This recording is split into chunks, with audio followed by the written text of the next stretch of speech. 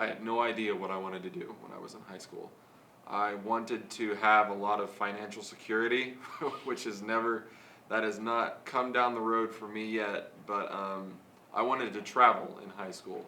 I definitely wanted to do that. I wanted to go to Japan, I wanted to go to Europe and several other places like that, which I have had a chance to do since then, but I wasn't sure about a career choice when I was in high school. I graduated with a degree in film studies, which was like creative writing and a little bit of video production and things like that, and also a degree in general theater. And the reason I got the degree in theater was because I needed scholarship money desperately, otherwise I couldn't have afforded to go to TU. But when I first went to college, I transferred to TU after 2 years of college at my first college, which was St. Gregory's University, which is in Shawnee, Oklahoma. And I majored in international business and foreign language. So I changed everything when I went to TU because, like I said, I needed the scholarship money. In the meantime, like I have a quote up here. This is from Act 3, Scene 1. This is my favorite scene. This is Mercutio, right? "O calm, dishonorable, vile submission, all staccato carries it away." That's what he says before he starts antagonizing who? Tybalt, right? This is what he says before he starts the fight. I like that scene. I like that scene because of what happens in it. I like the irony of the scene. I like all of it. And so I'm going to make notes of that if I were doing your journal. I like this scene. Mercutio and Benvolio are hanging out. Romeo shows up. There's a fight. Mercutio is accidentally killed. Romeo then kills Tybalt and has to run away, and later on in the scene he's banished. So the entire world collapses in this scene. The reason I like it is because it's very exciting, and you have no idea how bad it's going to turn out when it first starts, because it starts off with everyone being happy. Can you say what you're using? No.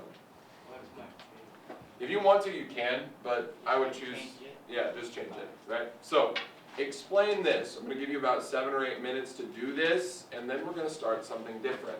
After you do your journals, I'm going to come around and check and make sure that you guys did the chapter assessment as well, so I can give you a grade for it. Okay? Everybody got it? 7 or 8 minutes, get started. I didn't know I was going to be a teacher. I spent a whole summer after I graduated from college trying to work on different film shoots as a production assistant. I made very little money, and I needed some kind of a day job to get me started, and I'd been in several different teaching positions all through college. When I had the opportunity to, I went to the Union Public Schools Service Center, essentially, and I found out that applying for a substitute position was free, essentially. You didn't have to have a job interview. There was no process for review. You just went.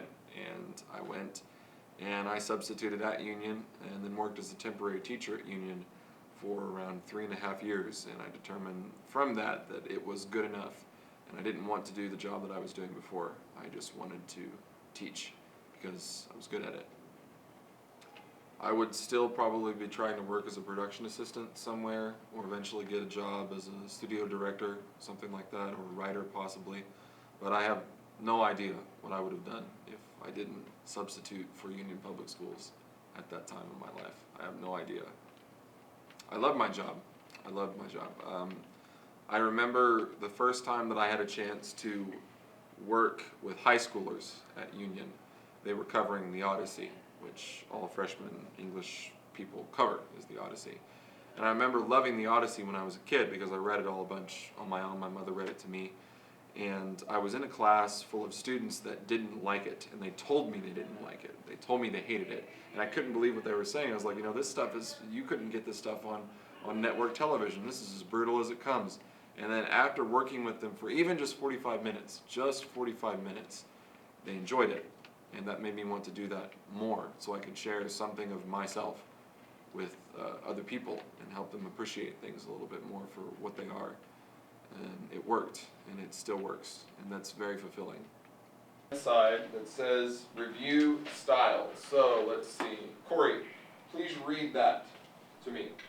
As you learned on page 270, style is the distinctive way in which an author uses language.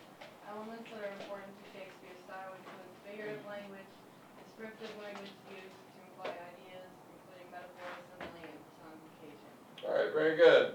So style is how an author uses what? Language. Language, right? Get this into your notes, please. So I had a lot of experience in English and speech in those two aspects of my study in college. Both of those I guess you'd call them subjects, deal a lot with communication, interpersonal communication, analyzing what is good communication, what is bad communication, thinking about terms and what works well even in a representation of real life, like in a scene in a movie or something like that. What is believable, what is unbelievable.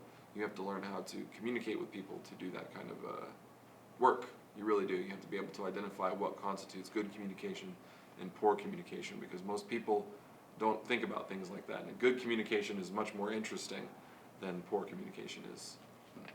As far as working at Webster, Webster is a good school. I think that it has a negative reputation that it doesn't deserve, and I think that it's getting better all the time. So it's been an honor to be part of the staff.